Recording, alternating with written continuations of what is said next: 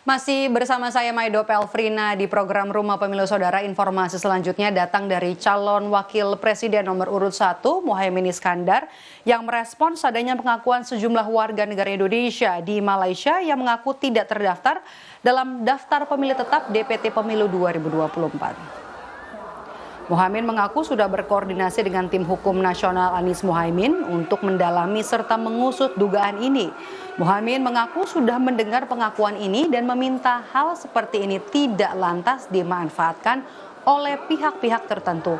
Pengakuan sejumlah WNI sebelumnya ada dalam video yang beredar di media sosial.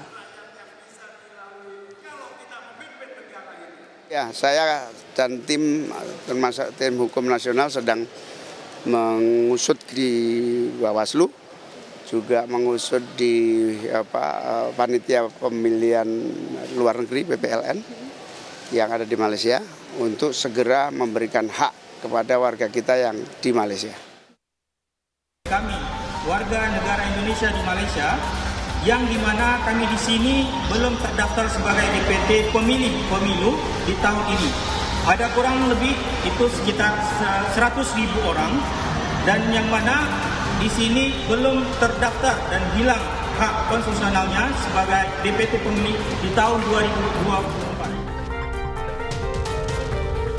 Rekaman video yang menyatakan ada ratusan ribu warga negara Indonesia di Malaysia tidak masuk dalam daftar pemilih tetap DPT Pemilu 2024 alias tidak punya hak pilih jadi sorotan. Video ini pun mengundang reaksi calon presiden. Calon presiden nomor urut 1 Anies Baswedan menyebut semua WNI dimanapun berada harus mendapatkan haknya untuk memilih di pemilu. Prinsipnya sama. Berikan haknya kepada WNI dimanapun berada, karena memilih itu adalah hak dari rakyat dan tugas negara memastikan hak itu terpenuhi. Jadi mau berada di Indonesia maupun di luar Indonesia, hak itu jangan sampai dicederai. Dan bila ada yang menuntut haknya, maka itu harus diberikan. Karena itulah hak sebagai warga negara, ya.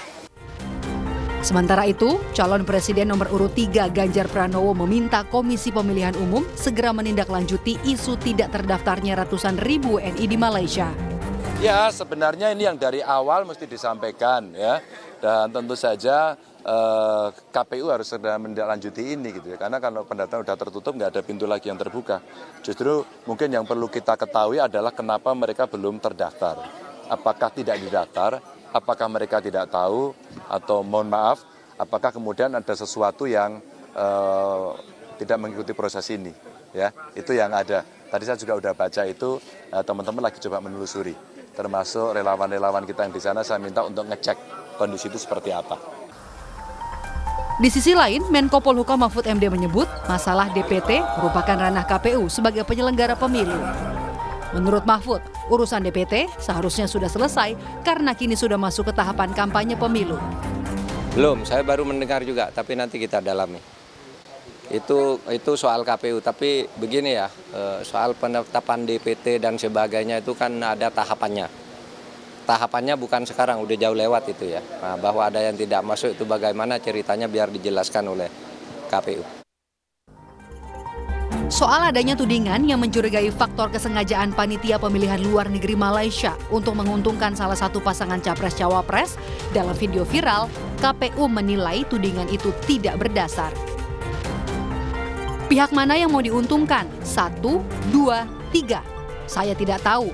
Bagaimana cara mengakumulasi itu? Itu kan gak berdasar juga. Tutur Komisioner KPU Betty Epsilon seperti dilansir Kompas.com. Tinggal 40 hari lagi, pemilu 2024 akan diselenggarakan. Masalah hak pilih memang harus jadi perhatian, karena satu suara saja bisa menentukan nasib bangsa. Tim Liputan, Kompas TV.